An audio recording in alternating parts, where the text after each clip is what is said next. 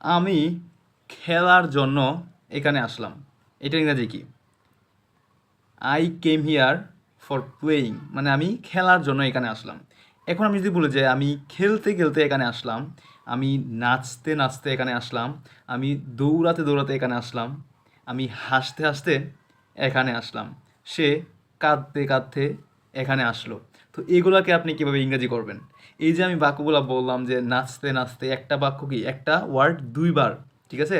নাচতে নাচতে, হাসতে হাসতে, দৌড়াতে দৌড়াতে, লাফাতে লাফাতে, খাটতে খাটতে, এগুলোর জন্য আপনাকে জাস্ট ভার্বের সাথে কী দিতে হবে?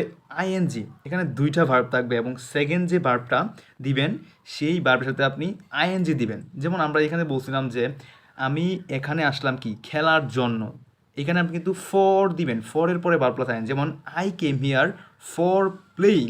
কিন্তু আমি যদি বলি যে আমি খেলতে খেলতে এখানে আসলাম, এইটা কিন্তু কোয়াইট ডিফারেন্ট। যেমন আপনি এখানে আর ফর দিবেন না, জাস্ট এরকম হবে যে আই কেম হিয়ার প্লেয়িং, মানে কেম, কেম একটা ভার্ব অ্যান্ড পরবর্তী যে ভার্বটা থাকবে সেটার সাথে আপনি কি দিবেন?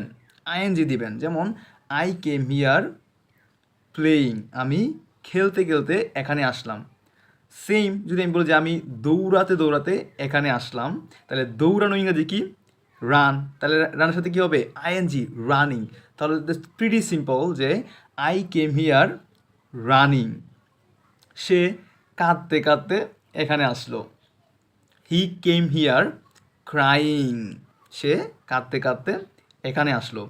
আমি লাফাতে লাফাতে এখানে আসলাম, তাহলে লাফানো ইংরাজি কি?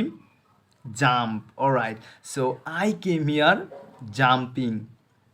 আমি হাসতে হাসতে এখানে আসলাম, আই কেম হিয়ার লাফিং। আশা করি আপনি বুঝতে পারছেন। সো এইভাবে আপনি চাইলে কিন্তু শত শত বাক্যগুলোকে খুব সহজে এই রুলটা ফলো করে এই ধরনের সকল বাক্য আপনি বাংলা থেকে ইংরেজি করে ফেলতে পারবেন।